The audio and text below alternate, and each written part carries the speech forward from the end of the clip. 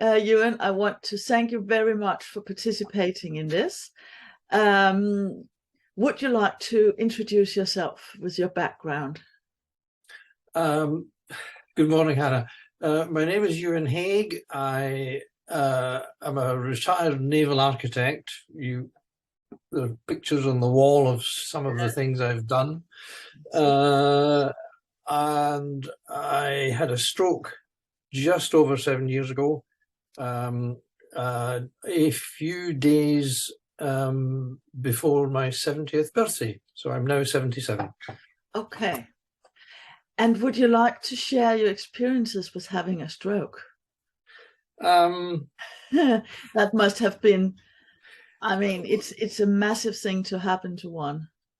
I didn't realize how massive at the time. It happened out of the blue. I had no pointers towards it. I had an active life. I sailed, I walked the hills of Scotland. I did lots of do-it-yourself work, which involved climbing up ladders and crawling under floors. So I did lots of things. I had never smoked. I was not overweight. So there were no preconditions pointing towards it. But nonetheless, one Saturday morning, just as I sat down to breakfast, I suddenly found that my right hand had simply lost the ability to close round my coffee cup. That's extremely serious on a Saturday morning. Certainly. So I stood up to go to the kitchen and discovered that my right foot had lost interest in doing whatever I wanted it to do. Fortunately, the public information in Scotland had me well briefed on what might be a stroke. So the British NHS had done well in its publicity campaign. So I sat down and rang the NHS helpline, which answered immediately. And roughly 60 or 90 seconds into my description of what was going on, the operator said, "You are having a stroke." Now, at that stage, the stroke was very far from fully developed. He then went on to say that I have dispatched an ambulance to pick you up. It will collect you in 8 minutes from now. Yes. So I thought, I therefore have enough time to phone my son and let him know, and pick up my mobile phone and the connector cable.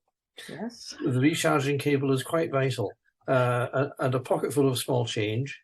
My son's cool. immediate... Sorry? You were really cool. Well, I thought what's going on right now demands practicality rather than emotion. My son said he would come right away, and I said, no point coming to my home because I'll be in the Edinburgh Royal Infirmary by the time you get here. The ambulance then appeared. I was loaded too delicately into the ambulance, fetched up in the Edinburgh Royal Infirmary's A&D department, where I was seen right away by one of the duty doctors, who gave me 4 clopidogrel tablets. Yes. So I took the clopidogrel. Later, when I was working with Fergus Allen, sorry, not Fergus Allen, Fergus Dubal, I know 2 Ferguses. Yeah. I discovered that I was given the clopidogrel 38 minutes after I'd picked up the telephone to the helpline. That's efficient. So that was how it all began. Yeah.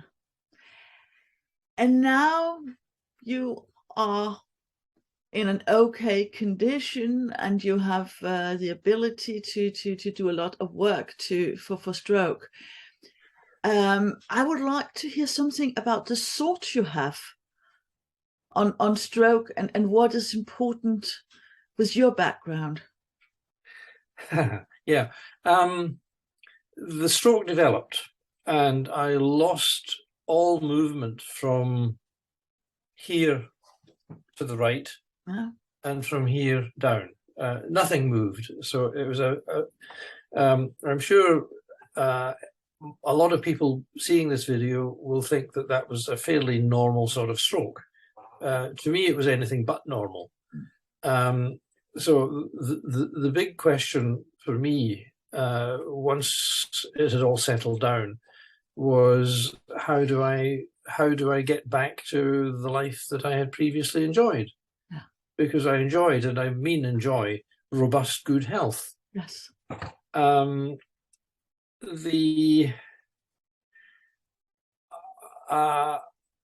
knew a little bit about it from reading various accounts in the media and various very good television programs on medical matters. And I knew about brain plasticity. So I thought I should really set to and make use of brain plasticity. So all these thoughts were running through my mind the morning I woke up in hospital. That was the first of 28 days in hospital. The big issue was to get recover movement. That was what struck me out. Must recover movement. If I recover movement, then I can recover everything else, strength and stamina and so forth and so on. I did a little bit of experimentation myself. We've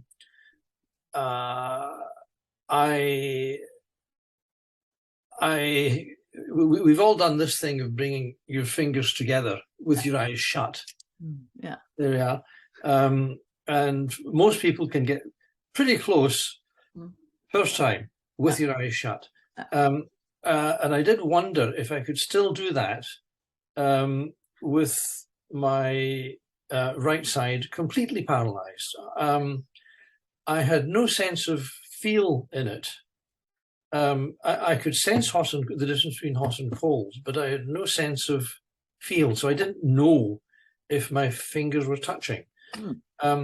So I dropped my hand as randomly as I could with my eyes shut on the bed cover to see if I could actually find my right index fingertip. And to my amazement, I discovered I could. Yes. With my eyes shut. Yeah. So that told me that there was something going on in here that I didn't know about. Which is a curious realization, because we expect to be in control of our thinking to some extent. But there was something quite powerful.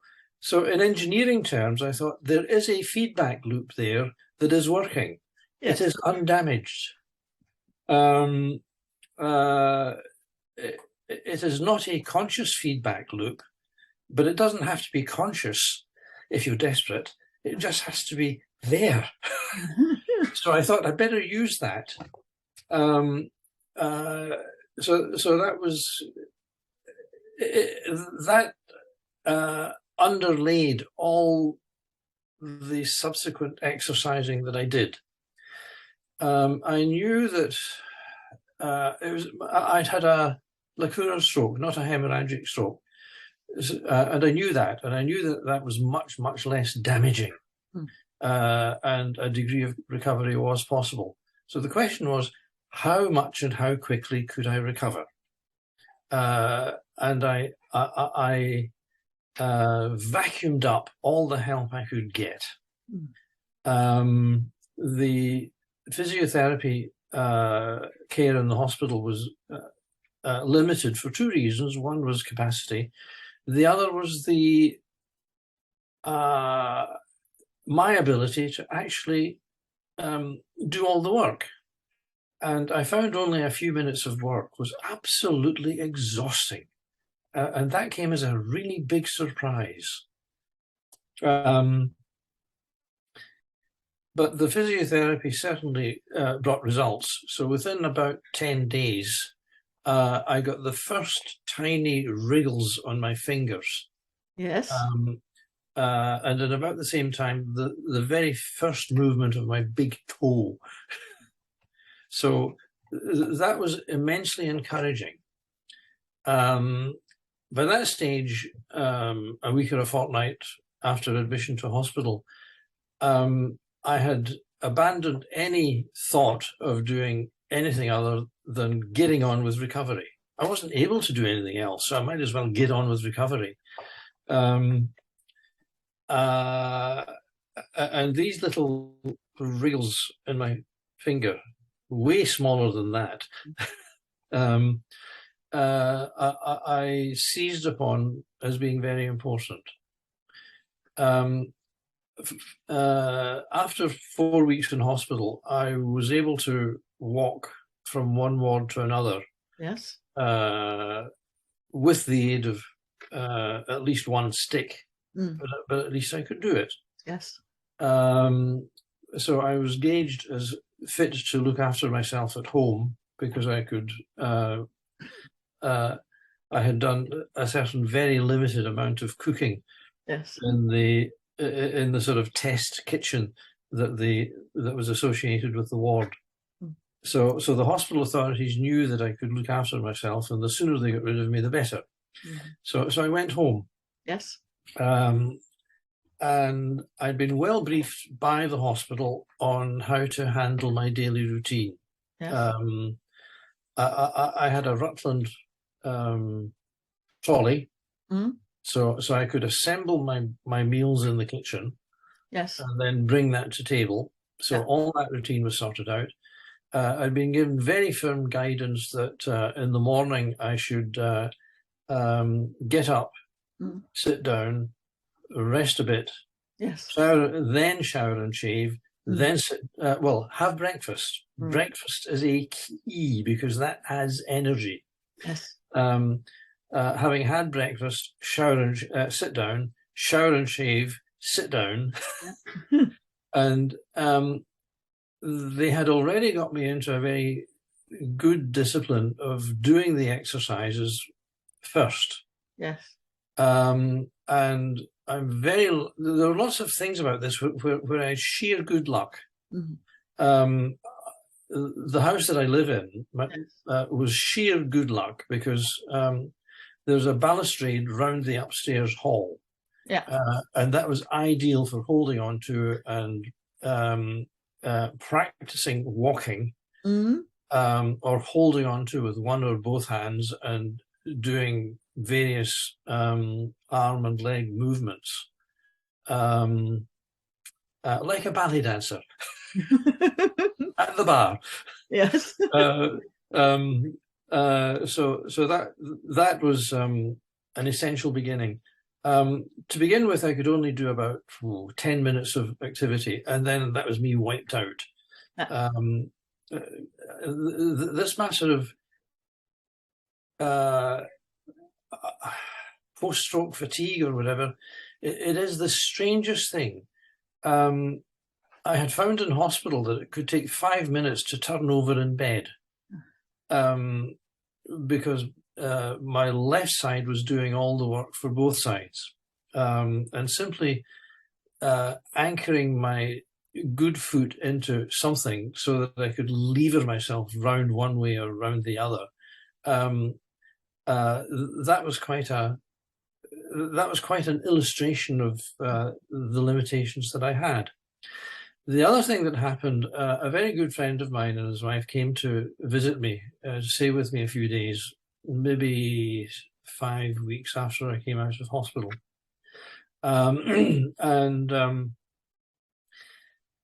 I had talked about exercising, and we also met a friend of mine, a neighbour across the road, and I said that I had thought of getting a small multi-gym. And at that time you could buy a small multi-gym for about £120. And once again, I am lucky in stroke because I could afford £120 to buy a multi-gym. So I mentioned all these thoughts to these friends, and my neighbour said, "Oh, I've got a multi-gym that my 21-year-old son bought in a fit of enthusiasm, but he doesn't use it now. If you want it, you can have it." So these three people carried the multi-gym in bits and installed it in this room here, over that way.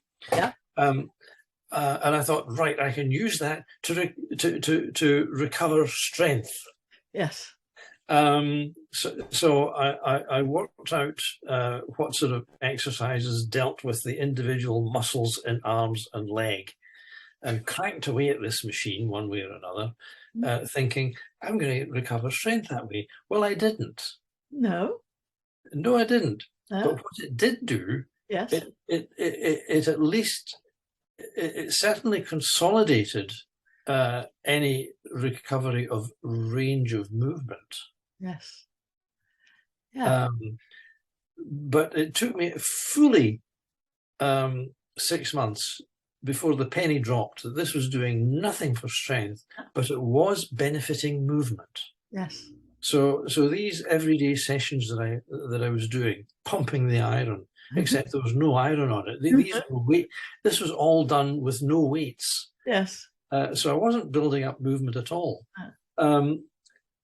Sorry, strength at all. But I was getting range of movement. And because of the balustrade that I had upstairs, I was even to do some of the movements that you do in Scottish country dance. Yeah.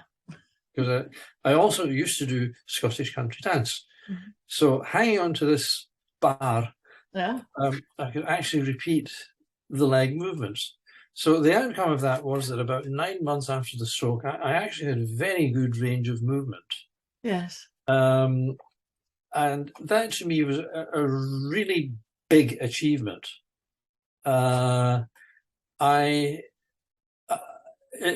simply, in going around to the local shops, for instance, I'd looked carefully at the way people walked, and I felt I could actually identify who had had a stroke because of the way they walked, because some of them had this very peculiar leg movement by which they they tilt the hip so that the affected leg can swing through without the foot touching the ground, and they walk that way. Well, because of the amount I walked, and I've done a lot of walking. I walked the Inca Trail across the Andes to Machu Picchu, for instance. Oh, that was fun. Yeah. That was fun. And the Milford Trail in New Zealand and a few other places. So I wanted to recover the right kind of gait in walking. Yes. And that meant that I had to stop this downward flip of the foot. I had to recover enough strength in my ankle to hold my foot up correctly. And I was determined to get that right before I learned to walk the wrong way. Yes. Because I knew that once I learned to walk the wrong way, I was stuck with that permanently, and I didn't want that. And that took...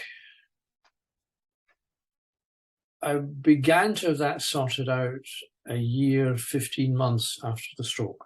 Yes. It sounds a small thing, but the amount of time and effort that I spent on these little exercises was very considerable.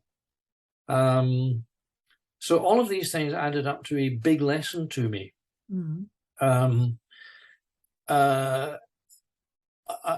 I felt once again I was lucky because not only could I do it, I had the facilities to do it. Yes. And I had the motivation. As I said earlier, I enjoyed robust, good health. Yes. And I enjoyed the outdoor life. And I wanted to get back to it. My greatest single fear was that I would spend the rest of my life watching daytime television. Yes. I thought, living death. I agree. So maybe I should shut up at this point and let you get a word in edgeways. Oh, no, because it's you we want to hear. I would like to know, having heard about your story, what do you think we should do to improve stroke care and reduce the burden of stroke? What do you think is important from your point of view? Okay,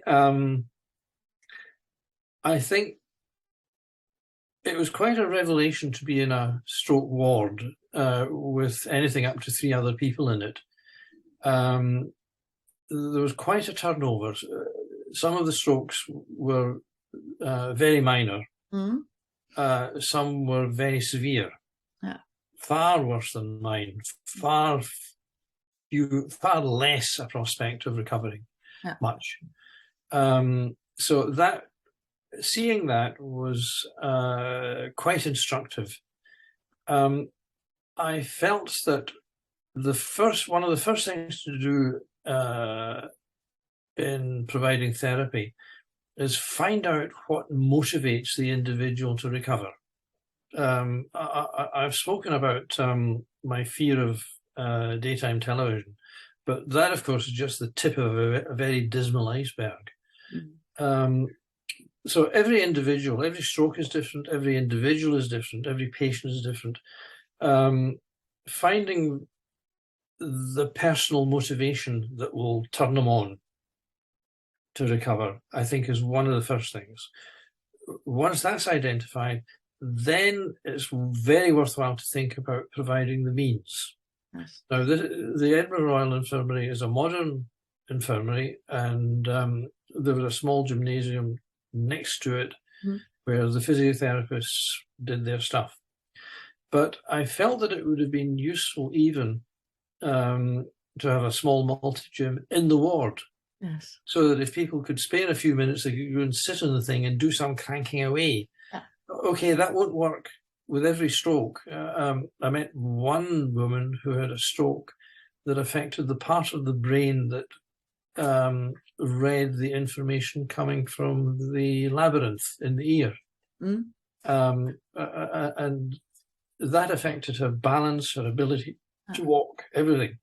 So designing physical therapy to deal with that and cause relearning is clearly a very tricky thing to do. So in a way, once again, I was lucky. My stroke was very much limited, confined to motor muscles. There is possibly some cerebral damage as well, because I often find that I cannot quickly convert some thoughts, especially new thoughts, into words. Mm-hmm. So I'm a little bit like a computer connected to a printer with a rather limited buffer storage. It has to stop before it can actually produce. That has got better, but I did feel that was one particular limitation. So designing the exercises for each individual, I think, is important. And providing the facilities to actually do it is important. I was lucky I got this multi-gym so quickly and so easily. I'd have bought one even if one hadn't been available from my neighbour. My sister, for example, gave me a hand exercise kit. For some years, I've been using this thing because sailing, you pull lots of ropes, so you need hand strength. Yes. So I've been using this for about 40 years. So I had that. What she did was give me a bowl of buttons with metal loops in the back so that I could exercise picking up the button. And if you can't actually feel that you're in contact with a button, that's actually quite tricky.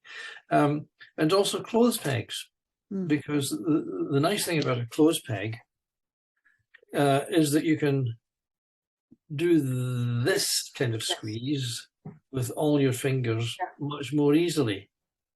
So I used clothes pegs. So all of these things, and if you've got a bowl of buttons and clothes pegs at your the place where you sit for your breakfast, lunch and supper, then it's the easiest thing in the world just to fidget with them. So all of these things fell very neatly into place. So what I hear you saying is that you have relied very much on having access to good stroke care, but you have also yourself and the people around you been able to support you and give you good opportunities to train. Yes. And you have been training and you have had improvement over years, not over days or months. Absolutely. But, yeah. Absolutely. Well, Yeah. the time span has been terrific. It's been huge. Yeah. I mentioned earlier that I knew about brain plasticity, Yeah. and this notion that there's 6 months where recovery is possible. Mm-hmm. Well, that 6 months was completely wrong, because I've continued to recover far longer than that, maybe far slower in some respects, but it still continued. So giving a 6-month recovery period sounds as if you have only 6 months in which to recover, and you're then up against nothing. You're against a wall. Not true. Not at all true. I also knew that it takes a professional ballet dancer about 1,200 rehearsals to learn a routine for a theatrical performance. Yes. I'm not a ballet dancer, but that did tell me roughly the number of repetitions. Oh, excuse me.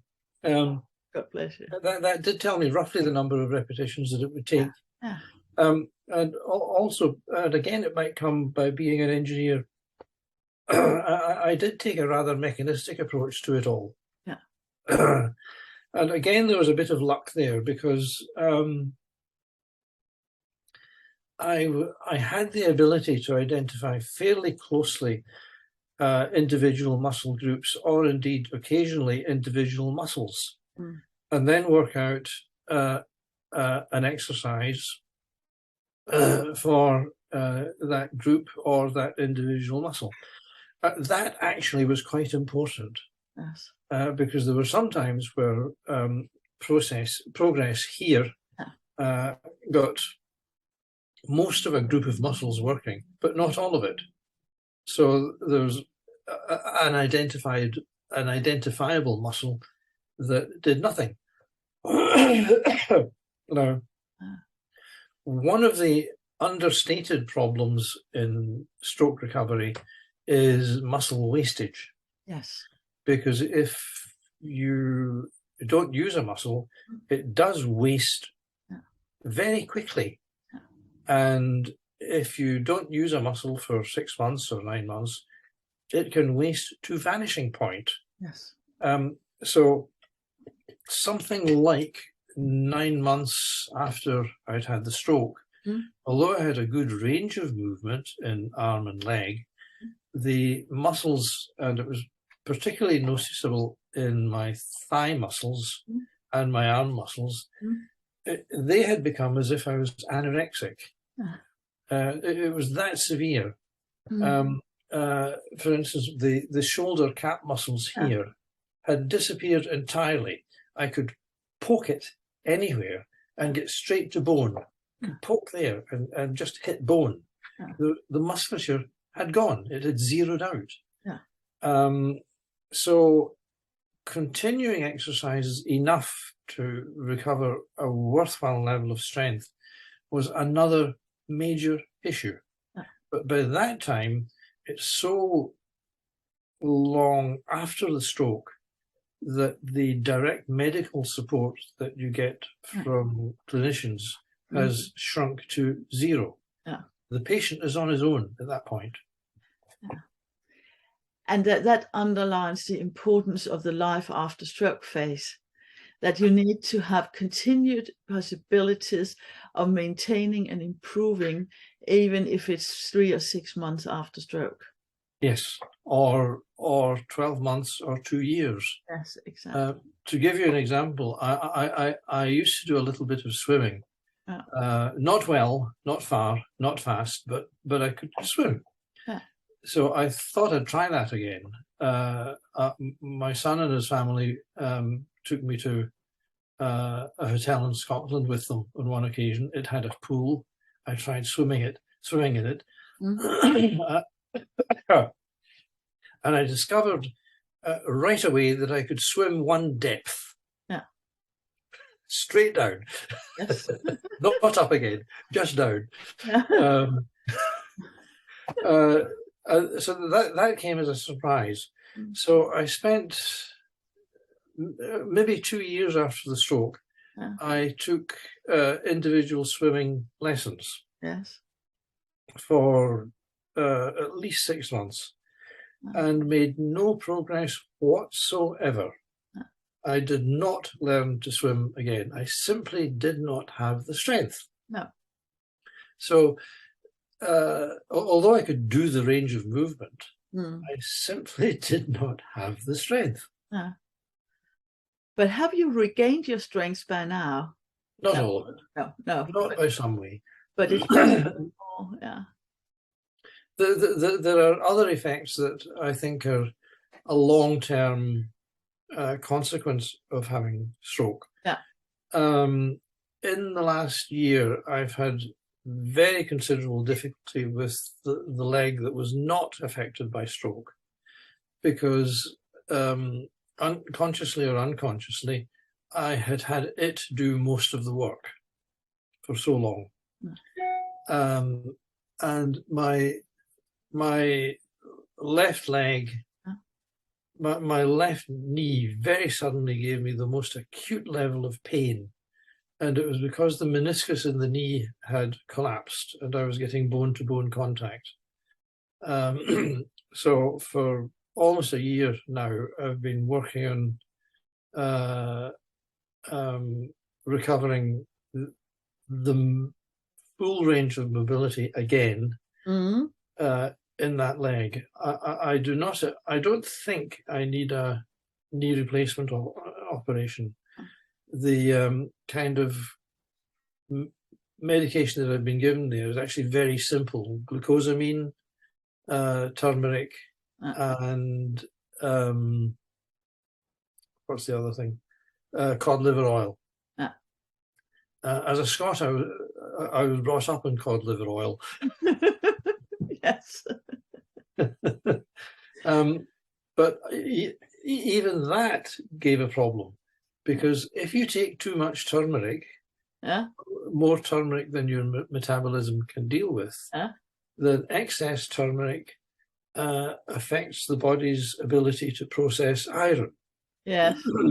So I'm only just recovering from an iron deficiency.